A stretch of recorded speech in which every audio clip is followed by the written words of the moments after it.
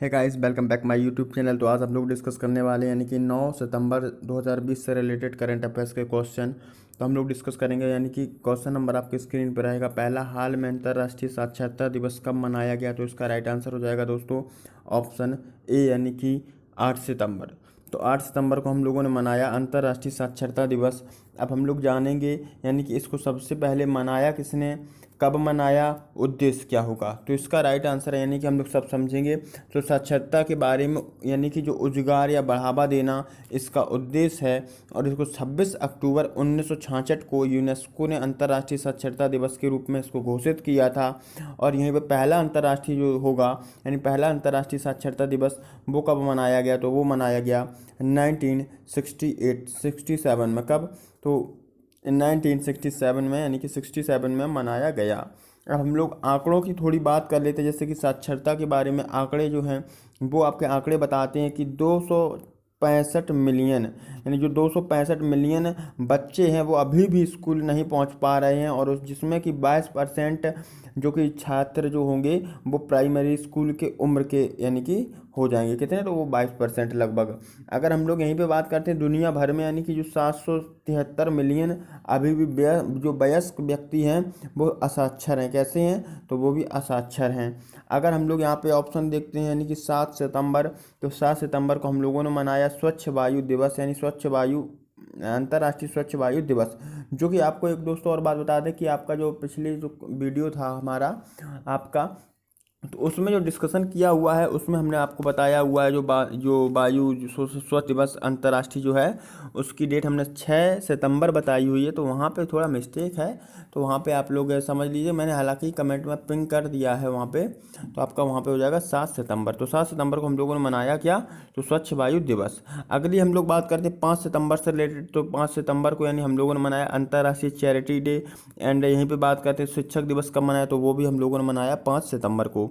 अब यहाँ पे बात है 30 अगस्त की, तो 30 अगस्त को भी हम लोग डिस्कस कर लेते हैं। जैसे कि 30 अगस्त को हम लोगों ने मनाया विक्टिम्स डे। किसको?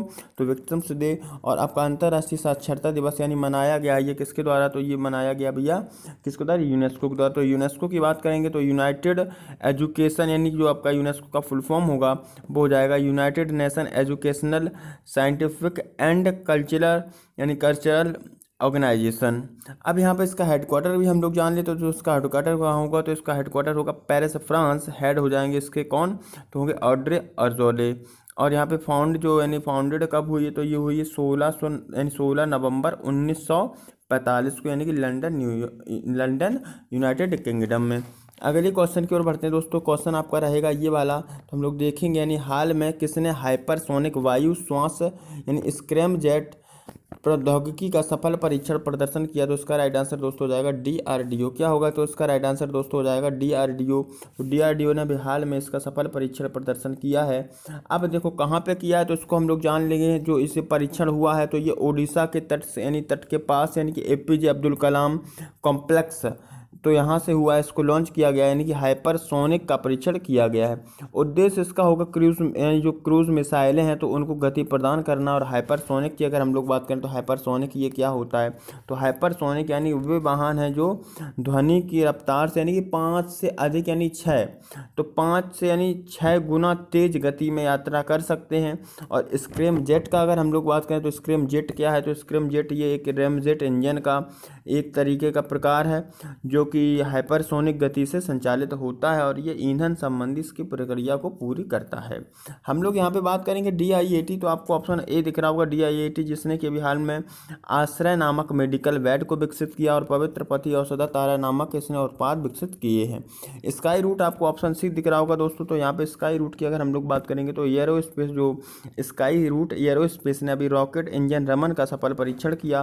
और अगर बात हम लोग नासा की भी कर लें तो नासा ने अभी हाल में नासा प्लस यूएलए को हम लोग अगर जोड़ के देखेंगे तो यहाँ पे नासा ने यूएलए के यानी यूएलए के साथ समझौता करके परसेवरेंस रोवर मिशन 2020 लॉन्च किया। डीआरडीओ की दोस्तों बात करते हैं तो डीआरडीओ की यानी कि डीआरडीओ का मतलब होता है डिफेंस रिसर्च डेवलपमेंट ऑर्गेनाइजेशन। इसकी स्थापना हुई 1958 में, हेडक्वार्टर होगा न्यू दिल्ली और अध्यक्ष इसके बना दिए गए, फिर से रिअपॉइंट कर दिए गए 2 साल के लिए, यानी जी सतीश रेड्डी।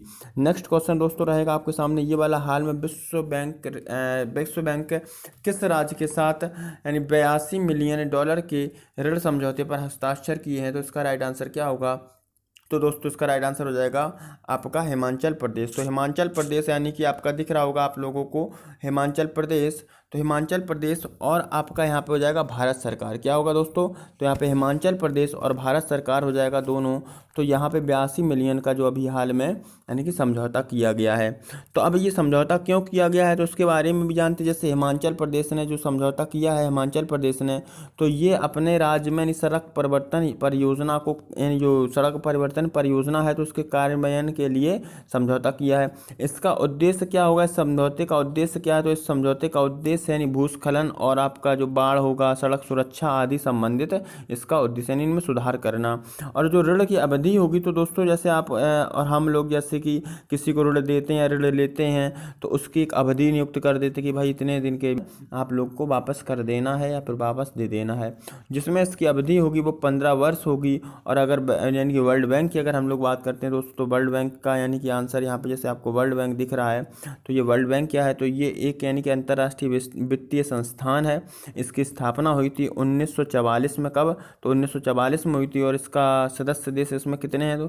तो सदस्य देश दोस्तों हो जाएंगे 189। और इसका जो अध्यक्ष है, अध्यक्ष कौन है? तो इसके अध्यक्ष हैं डेविड मालपास। और एमडी सीईओ की अगर बात करें, एमडी सीईओ कौन हो जाएंगे? तो यहाँ पे एमडी सी हो जाएंगे अंशुला कांत। और यहीं पे आपका क्वेश्चन पूछ दिया जा सकता है कि मुख्य अर्थशास्त्री वो कौन होंगे? तो आपके चीफ इकोनॉमिस्ट कौन हो जाएंगे? तो वो होंगे कार्मेन रेनहार्ट। और हिमाचल प्रदेश की दोस्तों अगर बात करते हैं तो हिमाचल प्रदेश की भी बात कर लेंगे। जैसे आपको नक्शे में यानी कि मैप में दिख रहा होगा हिमाचल प्रदेश, तो ये हिमाचल प्रदेश है। इसकी यानी कि जो कैपिटल होगी, कैपिटल हो जाएगी शिमला। क्या होगी? तो इसकी कैपिटल हो जाएगी शिमला। एक होगी शिमला, हो जाएगी इसकी धर्मशाला। शिमला होगी ग्रीष्म ऋतु की कैपिटल यानी कि राजधानी, और धर्मशाला है ये शीत ऋतु यानी कि विंटर सीजन की। अगर हम लोग यहाँ पे सीएम की बात करें तो सीएम कौन होंगे? तो सीएम यहाँ के दोस्तों हो जाएंगे जयराम ठाकुर। गवर्नर होंगे बंडारू दत्तात्रेय। और लोकसभा सीटों की अगर बात करें तो वो है 4, और राज्यसभा सीटों की बात करें वो है 3। यहाँ पे सीमा से रिलेटेड हम लोग क्वेश्चन भी देख लेते हैं, जैसे कि स्टैटिक जीके आपका कंप्लीट हो सके। जैसे कि आपका आरआरबी एनटीपीसी का एग्जाम भी आने को है, यानी कि डेट नियुक्त हो चुका है। एसएससी का भी एग्जाम आने को है। बिहार यूपी एसआई का भी यानी डेट डिक्लेयर हो चुका है, यानी 11 अक्टूबर बिहार एसआई का भी डेट आ गया है। तो दोस्तों हम लोग यहाँ पे यानी स्टैटिक को कवर करेंगे। तो स्टैटिक आपका यानी कि जैसे इसके उत्तर में अगर पूछ दिया जाए तो उत्तर दिशा में कौन सा यानी राज्य लगता है, तो इससे हो जाएगा आपका एक, तो देखो आपको लद्दाख दिख रहा होगा, एक दिख रहा होगा जम्मू कश्मीर। कौन सा? तो दोस्तों आपको एक लद्दाख दिख रहा होगा, एक दिख रहा होगा जम्मू कश्मीर। तो यहाँ पे 2 राज्यों की सीमा यानी कहाँ से लगती है? तो ये लगती है उत्तर साइड में। अगर हम लोग दोस्तों बात कर लेते हैं, जैसे आपको ये केंद्र शासित है, ये कैसा यूटी है। अब हम लोग जैसे बात कर लेते हैं यहाँ पे पश्चिम और इसके पश्चिम दक्षिण में, यानी कि पश्चिम दिशा जो हो जाएगी वो नॉर्थ ये हो जाएगी। तो और नॉर्थ साउथ की अगर हम लोग बात करें तो नॉर्थ साउथ ये हो जाएगी। तो नॉर्थ साउथ में कौन सा राज्य है? तो नॉर्थ साउथ में आपको दिख रहा होगा पंजाब है। कौन सा है? तो पंजाब दिख रहा होगा। और अगर साउथ में ही देख लें, साउथ सीधा सीधा साउथ में कौन होगा? तो साउथ दोस्तों यहाँ पे आ जाएगा हरियाणा और उत्तर प्रदेश। कौन आ जाएगा? तो हरियाणा और उत्तर प्रदेश जो कि साउथ साइड में हो जाएगा।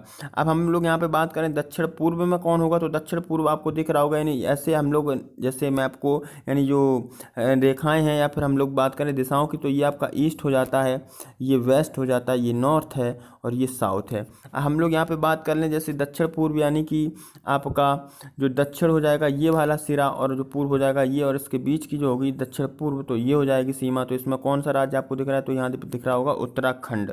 दोस्तों पूर्व में अगर हम लोग बात करेंगे तो पूर्व में आपको दिख रहा होगा यानी ये है पूर्व की दिशा, और आपको दिख रहा है क्या? तो तिब्बत। तो यहाँ पे अंतर्राष्ट्रीय सीमा की बात करेंगे तो यहाँ पे तिब्बत सीमा अंतर्राष्ट्रीय यानी शेयर करता है। तो दोस्तों नेक्स्ट क्वेश्चन को बढ़ते हैं। तो क्वेश्चन आपके सामने रहेगा ये वाला, हाल यानी कि जो हाल में अभी अटल इनोवेशन मिशन ने जमीनी स्तर के नवाचारों कहानियों को बढ़ावा देने के लिए किससे यानी समझौता किया है? तो इसका राइट आंसर होगा दोस्तों स्कू न्यूज़। क्या होगा? तो इसका राइट आंसर हो जाएगा स्कू न्यूज़। अब ये स्कू न्यूज़ या फिर हम लोग बात करें अटल इनोवेशन मिशन, ये क्या है तो उसके बारे में भी जानेंगे। तो ये यानी कि AIM हम लोग यहाँ पे जान सकते हैं, AIM के नाम से भी, यानी अटल इनोवेशन मिशन। तो ये इसको न्यूज़ क्या है? तो इसको न्यूज़ यानी कि शिक्षा के क्षेत्र में सबसे बड़ा एक मीडिया प्लेटफॉर्म है। और अटल इनोवेशन की बात करें, ये एक नवाचार और उद्यमिता को बढ़ावा देने के लिए स्थापित किया गया नीति आयोग के द्वारा एक पहल है। अब हम लोग बात करें अटल इनोवेशन मिशन, तो ये इसकी अन्य कई पहलें हो जाएंगी, जैसे कि अन्य कई पहलों की हम लोग जैसे बात कर लेते हैं दोस्तों किसकी, तो यानी कि अटल इनोवेशन मिशन के बारे में। तो यहाँ पे आपको पता चलेगा जैसे कि अटल टिकरिंग लैब, जो कि स्कूलों में रचनात्मक नवीनतम और जो इसके बारे में बढ़ावा देना, यानी मानसिकता को डेवलप करना। तो ये हो जाएगा अटल टिकरिंग लैब, यानी कि किसकी पहल है? तो ये भी हो जाएगा अटल इनोवेशन मिशन की। अटल इनक्यूबेशन यानी इंक्यूबेशन सेंटर जो हम लोग बात करेंगे, तो ये इसकी ही पहल हो जाएगी, जो कि विश्वविद्यालय उद्योगों को बढ़ावा देने के लिए है। और अटल अनुसंधान और नवाचार की अगर हम लोग बात करें तो भी इसकी ही पहल है। और मेजर और चेंट की बात करें तो ये भी इसकी ही पहल हो जाएगी दोस्तों।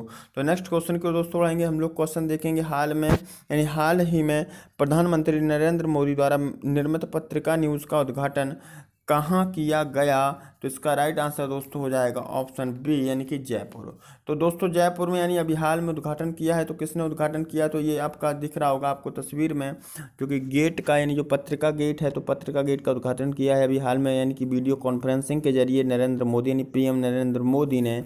और यहीं पर आपका ये स्थित कहाँ पे? तो ये आपका जयपुर में, यानी कि जवाहरलाल नेहरू मार्ग पर ये बनाया गया है। और इसका निर्माण यानी किसने किया? तो वो किया समाचार पत्रों के पत्रिका समूह द्वारा किया गया इसका निर्माण। और जो आयोजन है तो इसका एक और आप लोगों को पता होना चाहिए, यानी जो इसका आयोजन में जो अभी हाल में यानी जो इसका आयोजन हुआ था, यानी कि जो इसके उद्घाटन से संबंधित, तो इसमें गुलाब कोठारी के द्वारा लिखित जो यानी उनके द्वारा लिखी गई संवाद यानी संवाद उपनिषद और एक अक्षर यात्रा, दो पुस्तकों को अभी लॉन्च किया गया है, यानी इनको भी लॉन्च किया गया इसी समारोह के उपलक्ष्य में। अब जो ये हैं आपके गुलाब कोठारी, तो गुलाब कोठारी को भी हम लोग जान लेते। तो गुलाब कोठारी कौन है? तो गुलाब कोठारी हो जाएंगे पत्रिका समूह के अध्यक्ष। अब हम लोग यहाँ पे बात करें तो पत्रिका गेट, तो इसकी जो ऊंचाई हो जाएगी वो ऊंचाई इसकी हो जाएगी 81 फीट। और इसका जो चौड़ाई होगी वो होगी 108 फीट। और यहाँ पे जो इसमें गेट हैं तो गेट इसमें बने हुए हैं 9। कितने गेट हैं दोस्तों? तो इसके गेट बने हुए हैं 9। तो यहाँ पे आपको दिखा होगा। और अगर उद्घाटन से रिलेटेड अगर मोदी जी की बात कर लें तो मोदी जी ने अभी हाल में रीवा सोलर प्लांट का उद्घाटन किया, जो कि आपका कहाँ पे पड़ जाता है? वो पड़ जाता है MP में। और मॉरिशस सुप्रीम कोर्ट बिल्डिंग का भी उद्घाटन किया किसने? तो वो होंगे नरेंद्र मोदी जी। क्वेश्चन आपके सामने आ जाएगा ये वाला। तो हम लोग जानेंगे हाल में हुए निधन केशवानंद भारती का संबंध किस क्षेत्र से था? तो इसका राइट आंसर दोस्तों हो जाएगा ऑप्शन कौन सा? तो ऑप्शन हो जाएगा यानी कि संविधान में वकालत और मठ प्रमुख, यानी कि ऑप्शन B और C दोनों। तो इनकी हम लोग बारे में जानेंगे जैसे कि बात, तो ये यानी कि क्या संविधान वकालत से संबंधित कैसा होगा मामला? तो ये मामला है केशवानंद भारती। आप लोगों ने सुना होगा केशवानंद भारती, जो कि आप लोगों ने कई बार यानी पॉलिटी आप लोगों ने पढ़ा होगा तो इसमें कई बार सुना होगा। जो कि केशवानंद भारती 1973 से संबंधित है, जो कि इन्होंने एक याचिका दायर की थी किसके खिलाफ? यानी कि जो संविधान में बदलाव किया जाता है तो ये मूल संविधान में कोई बदलाव ना किया जा सके, इसके बारे में इन्होंने याचिका दायर की थी। कब? तो 1973 में। और ये मठ की अगर बात करें तो ये मठ से संबंधित हो जाएगा, यानी कि इडनीर मठ, जो कि केरल में स्थित है, तो उसके प्रमुख भी हैं। अब हम लोग देख लेते हैं फिल्म निर्माता की अगर बात करेंगे तो फिल्म निर्माता अभी जॉनी बख्शी का निधन हो गया है। और अगर हम लोग बात करेंगे यहाँ पे जैसे ऑप्शन आपके यानी कि जैसे कई आपके बने थे अभी क्वेश्चन। एक तो पिच क्यूरेटर थे दोस्तों, तो पिच क्यूरेटर के बारे में आपको बताना होगा पोल में, यानी वो आपको कमेंट में आप लोग आंसर करेंगे कि पिच क्यूरेटर अभी जो हाल में निधन हुआ है तो उनका आंसर करेंगे आप लोग। और भी कई अन्य जैसे जिनके निधन हुए तो आप लोग आंसर करेंगे। अभी हाल में हुआ है प्रणब मुखर्जी का। तो प्रणब मुखर्जी जो कि पूर्व राष्ट्रपति थे भारत के, उनके यानी शोक दिवस के रूप में कितने दिन का राष्ट्रीय शोक घोषित किया गया था दोस्तों? इसका भी आप लोग आंसर कमेंट में करेंगे। तो नेक्स्ट क्वेश्चन की ओर हम लोग बढ़ते हैं। तो क्वेश्चन आपके सामने रहेगा, हाल में किस मंत्रालय ने किरण नामक हेल्पलाइन सेवा शुरू की है? तो इसका राइट आंसर दोस्तों हो जाएगा ऑप्शन कौन सा? तो ऑप्शन होगा A, यानी कि न्याय अधिकारिता मंत्रालय। दोस्तों यहाँ पे हम लोग जानेंगे बात यानी न्याय अधिकारिता मंत्रालय, इसने अभी हाल में किरण नामक एक हेल्पलाइन शुरू की है। तो किरण नामक हेल्पलाइन जो शुरू की गई है, इसका उद्देश्य क्या होगा? तो इसका उद्देश्य हो जाएगा कोविड-19 महामारी से, जो महामारी के कारण यहाँ पे अभी अवसाद में लोग चले जा रहे हैं, किसमें? तो लोग अवसाद ग्रस्त हो जा रहे हैं, सुसाइड कर रहे हैं, या फिर उनके जो मानसिकता है वो उनकी संकुचन हो रही है। अब हम लोग बात करेंगे तो यहाँ पे जो भी ऐसे यानी ग्रसित हैं, अगर आसपास आपके हैं, तो उनको भी आप लोग इसके बारे में जागरूक करेंगे। जैसे कि इसमें नंबर भी एक टोल फ्री होता है, वो नंबर कौन सा है? वो नंबर है 1800 500 और 0019। तो ये नंबर पे आप लोग यानी कि बता सकते हैं अगल बगल में अगर ऐसा कुछ स्थिति है, तो इससे उनको कुछ सांत्वना दी जा सकती है। अब हम लोग यहाँ पे बात कर लेते हैं जैसे कि यानी सामाजिक न्याय अधिकारिता मंत्रालय, तो इसकी मंत्री हो जाएंगे थावर चंद गहलोत।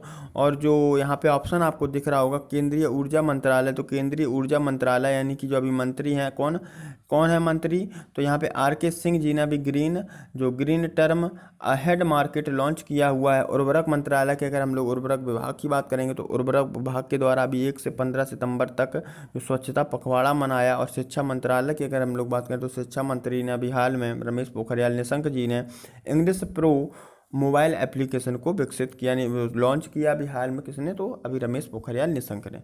दोस्तों तो वीडियो कैसा लगा है आप लोग कमेंट करके भी बताएंगे, और वीडियो को जितना हो सके तो आप लोग से कि इसको फिर से देखेंगे आप लोग, और यहीं पे आप लोग कमेंट का आंसर जो हमने बताया वो करेंगे। और एग्ज़ाम तो आपका नज़दीक है ही, तो इसका स्पीड बढ़ा के आप लोग वीडियो दोबारा देख सकते हैं।